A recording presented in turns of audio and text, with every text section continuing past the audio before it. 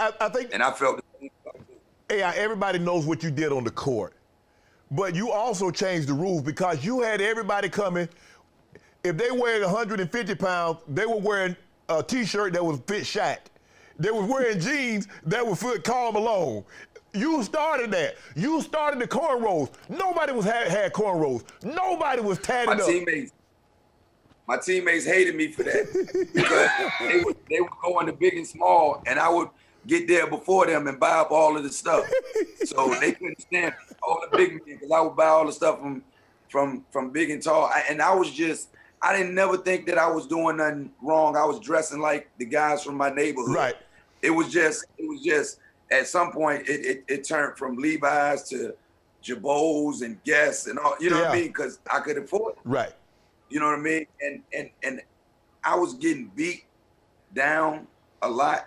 And I think it's kind of bittersweet because if you look at today's game in every sport, you know, you see guys dressing and looking the way they want to look. You know, some people can disrespect it and it might not be their look, but people comfortable, they supposed to be able to come to work comfortable. Right. And like for me, I never went to the basketball court when I was growing up in a suit. You know what I'm saying? I wear them now because you know my lady like when I wear suits. Right. But back then, you know what I mean, I didn't mean anything by it or anything like that. I was being me. Right. And I felt like that. What's wrong with being you? Right. Everybody else taking up. So when the commissioner changed the rule, even though he didn't say it was the Allen Iverson rule, you got to wear sport coat and things of that nature. No oversized T-shirt, no FUBU jeans, size 50 when you're size 32.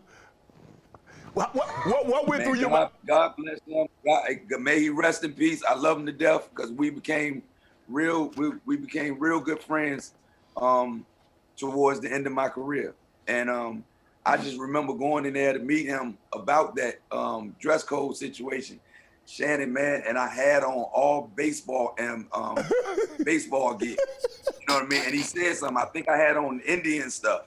And he was like, what's up with this Major League Baseball stuff you got on? And I'm like, man, it's just clothes. You know what I mean?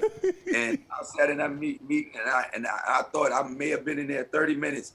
And it seemed like I was in there getting chastised for hours. And I really felt like they changed that rule because, you know, once everybody seen that I was dressing like that, guys were like, well, damn, that's how, you know, I want to dress. That's how I feel, like yeah. You know, where was we going afterwards, Shannon?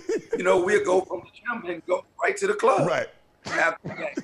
Straight up. I'm going to wear no suit to the club.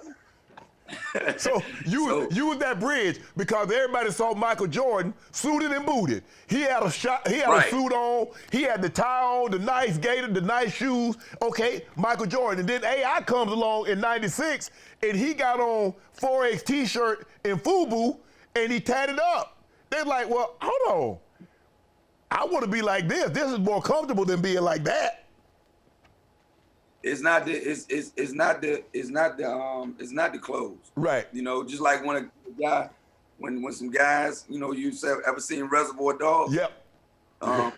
When they rob the jewelry store or anybody go rob some banks, they don't never have on sweatpants and jeans and baggy. They come in there with suits on. You know what I mean? It's a stereotype. Right. It don't matter. It's who inside the clothes. Right. Man. There you go. It matters. You know what I mean? Do you understand? It's the person. But you started the sleeve. Wasn't nobody wearing no sleeve. Yeah. You started the sleeve. I'm like, why he got that on? I'm like, what's wrong? Why that was the sleeve? Was it just a fashion statement, or did you actually need the sleeve? It was an injury, and I had just got surgery on my elbow. Your bursa? So it was an injury, and I used to have, I don't know, remember the cloth that they used to have in the training room, Al? Yeah, they put it over your, they cut it and put it over your knees to keep down swelling and things. Yeah. There you go. And then I just said, okay, won't y'all just make me one? Right. And then it started to get so popular, and I love it now. Like, I love seeing guys in different sports, you know, have them on and whatever. Some guys wear them and don't even be injured. Right. And I never forget one time I was watching an R. Kelly video, and the man had it on in the video, man. I said, well, R. Kelly must have fell off the stage and hurt himself or something. The man got a sleeve on in the video. fashion. And I was really hurt then. I had to wear it. Right. Ended up turning the sleeve into a fashion, man. And today, when I look back on it, it's so cool. You see high school players, college players wearing it, even, you know, dudes playing rec league football. I just think it's so cool, and it's a blessing, man. You know what to do. Hit the subscribe button and become an official member of Club Shay Shay, where we do something before two something.